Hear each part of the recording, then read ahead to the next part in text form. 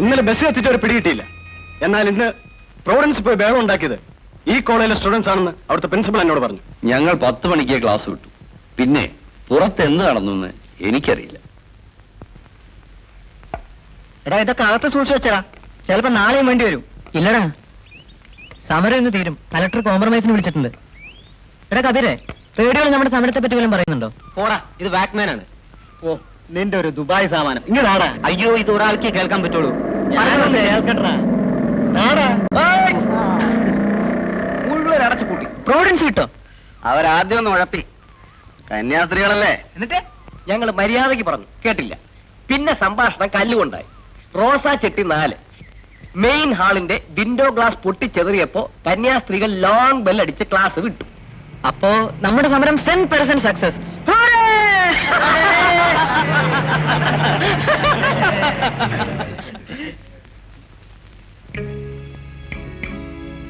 നിങ്ങൾ ഈ കോളേജിലെ സ്റ്റുഡൻസാ. എന്ത് വേണം? താൻ ഇവിടെ പഠിക്കുന്ന ആളാണ്. പഠിച്ചിരുന്നു. എന്താ പേര്?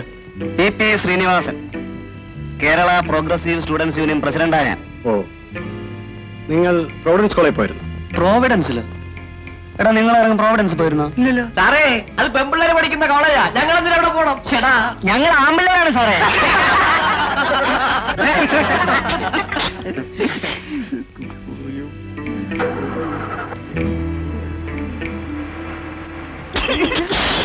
അവന്റെ ഒരു ചോദ്യം കേട്ടില്ലേ? പുതിയ ASP അല്ലേ? IPSന്റെ ഗമയാ. ഇനി നമ്മുടെ പരിപാടി എന്താ? Noon shop sale. ആ പടം മഹാബോറ. ബാസ്കറ്റ്ബോൾ കോർട്ടിൽ പെമ്പിള്ളേരുടെ പ്രാക്ടീസ് ഉണ്ട്. യൂണിഫോമിലാണോ? അതേടാ.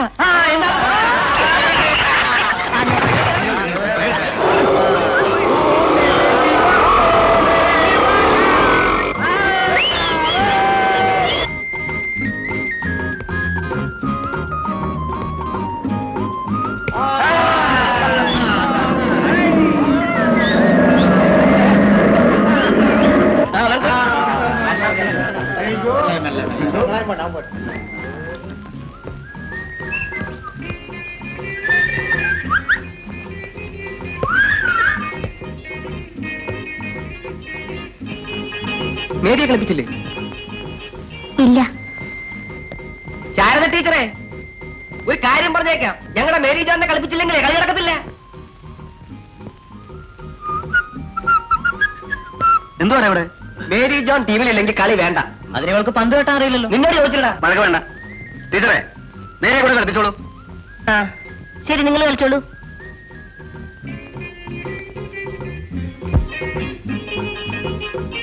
അവര് കളിക്കട്ടെ, പാടാ. അതിരിക്കട്ടെ, ഇന്റർ കോളേജിന് എന്താ നമ്മുടെ പരിപാടി? നമുക്ക് കളിയാൻ പോണം. അതല്ലടാ, നമുക്ക് പുതുതായ എന്തെങ്കിലും ഒരു പരിപാടി സംഘടിപ്പിക്കണ്ടേ? തമ്മിൽ തല്ലാനല്ലാതെ നിങ്ങളെ കൊണ്ടൊരു പുല്ലിനും കൊള്ളുകയല്ലോ.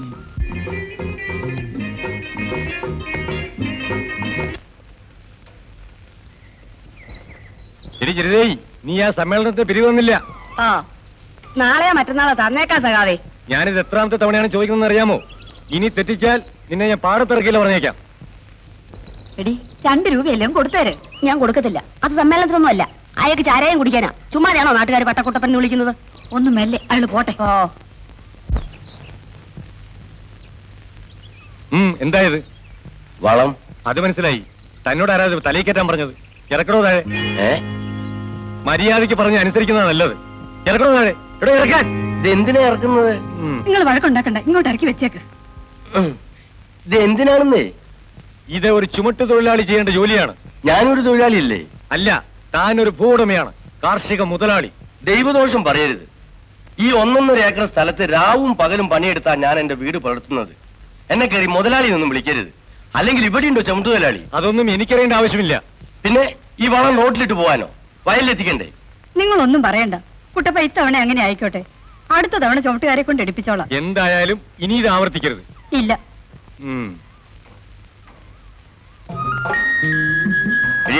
നീ ഇതെവിടെ പോകുന്നു? ഇതൊന്ന് പിടിച്ചതാ. മോനതാ പോകുന്നു. അവൻ കോളേജിൽ നിന്ന് പഠിച്ച് ക്ഷീണിച്ചു വരിക. അവന് വല്ലതും കൊടുക്കട്ടെ.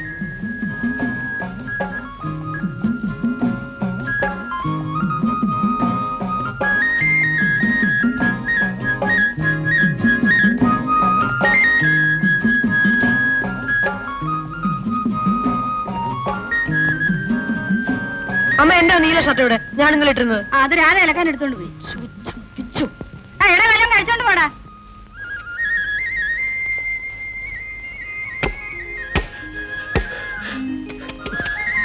രാധ നിനക്കെന്റെ ഷർട്ടിന്റെ പോക്കറ്റിൽ നിന്ന് വല്ലതും കിട്ടിയോ? കിട്ടി, ഇതാ കിടക്കുന്നു. ഇതല്ലെന്നേ, എന്റെ പോക്കറ്റിൽ 50 രൂപ ഉണ്ടായിരുന്നു. 50 രൂപയോ? ഞാൻ കണ്ടില്ല. സത്യം പറ, നീ കണ്ടില്ലേ? സത്യം പറഞ്ഞാൽ ഞാൻ കണ്ടിട്ടുണ്ട്. ആ ഇങ്ങതാ. തരില്ല. ഈ രൂപ എങ്ങനെ കിട്ടിയെന്ന് എനിക്കറിയാം. അമ്മായിയുടെ അടുത്ത് നിന്ന് ലാബറട്ടറി ഫീസ് എന്നും പറഞ്ഞല്ലേ വാങ്ങിയത്? ഞാൻ എങ്ങനെയെങ്കിലും വാങ്ങിച്ചോട്ടെ, നീ അതിങ്ങതാ. തരില്ല. ചരിത്രം പഠിക്കുന്ന ശശിക്ക് എന്തിനാ ലാബറട്ടറി ഫീസ്? എന്തിനെങ്കിലും ആവട്ടെ, നീ രൂപതാ. തരില്ല. വീട്ടിൽ നിന്ന് ഞാൻ കാശ് പറ്റിക്കരുത്. ഞാനിത് തിരിച്ചു കൊടുക്കാൻ പോവുക. തിരിച്ചു കൊടുക്കാം? അതെ, അമ്മായിയുടെ കൈ തന്നെ കൊടുക്കും. മര്യാദക്ക് നീ രൂപ ആയിരുന്നു. തരില്ല. മര്യാദക്ക് അങ്ങോട്ട് കൈ വിട്, കൈ വിട്, ഞാൻ കാശ് തരില്ല. തരില്ല, നീ കൈ വിട്. അയ്യോ, കൈ ഇപ്പൊ തരില്ല, നീ തരില്ല. തരാൻ പറഞ്ഞു.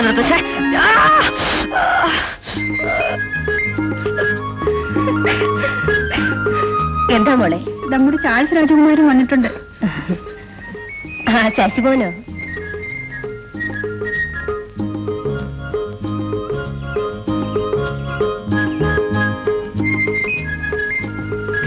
എന്താ പോലെ? ഒന്നുമില്ല. അമ്മായി തൃശ്ശൂർ പോയ കാര്യം എന്തായി? ഇത്തവണയും വെറുതെയായി. ഞാൻ അന്നേ പറഞ്ഞില്ലേ നമ്മുടെ MLA പോയി കാണാൻ. വേണു സാറിന് അമ്മായിക്ക് അറിയില്ലേ? പാർവതിയമ്മയുടെ മോനല്ലേ? ആ കുഞ്ഞിനെ ഞാൻ ചെറുപ്പത്തിലേ കണ്ടതാ. അവനിപ്പോ എന്നെ അറിയുമോ ആവും. എന്തിനാ അറിയുന്നത്? അദ്ദേഹം ജനപ്രതിനിധിയല്ലേ, കണ്ടു കാര്യം പറയണം.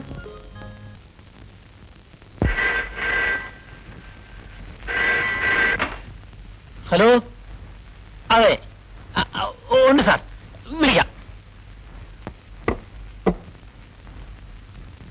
Sir phone. ആരാടാ അത്?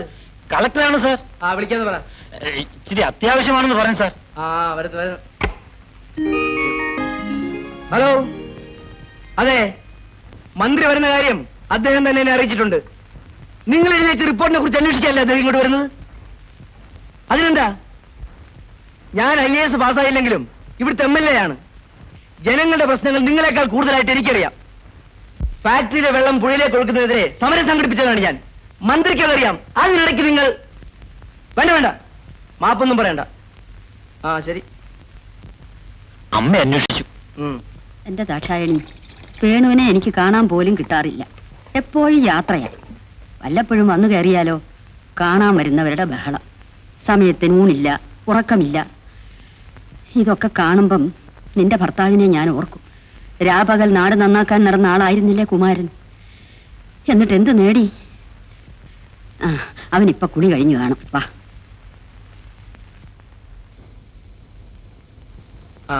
മതിയടാ. മോൻ ഇവളെ മനസ്സിലായോ?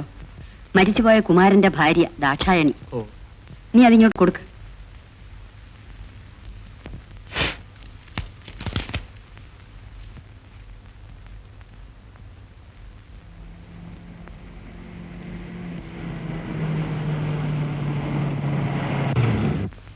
മൂന്നാല് കൊല്ലമായി ഇവൾ ഈ പെൻഷന് വേണ്ടി നടക്കുന്നു. നീ അതെങ്ങനെയെങ്കിലും ഒന്ന് ശരിയാക്കി കൊടുക്കണം. Morning mister Ramesh. സർ, ഞാൻ വിളിച്ചു പറയാം. അപ്പോ ഞാൻ ശരി, വെക്കുള്ളൂ.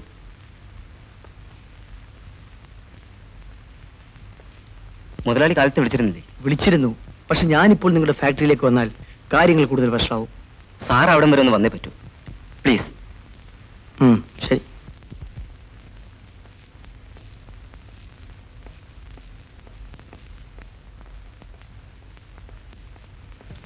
ആ,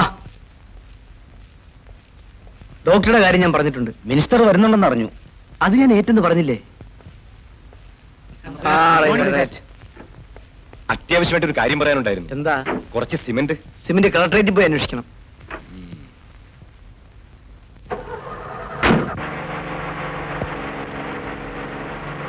MLA അങ്ങോട്ട് പോയി. ആർക്ക് പറയാൻ പറ്റും? ചിലപ്പോൾ തിരുവനന്തപുരത്തേക്കാകാം, അവിടുന്ന് ഡൽഹിക്ക് പറക്കാം. അവന്റെ ഒരു പോക്ക് കണ്ടോ? ഈർക്കിലി പാർട്ടിയുടെ നേതാവാ. ഞങ്ങൾ ആ സീറ്റ് കൊടുത്തതിന് MLA ആക്കിയത്. ഇപ്പൊ ഞാൻ സിമന്റ് ചോദിച്ചപ്പോ കലക്ടർ ഓഫീസിൽ നിന്ന് ചോദിക്കാൻ. 1000 കണക്കിന് സിമന്റ് ഓപ്പൺ മാർക്കറ്റിൽ ഞാൻ മേടിച്ചു തരാം. വണ്ടി കയറി.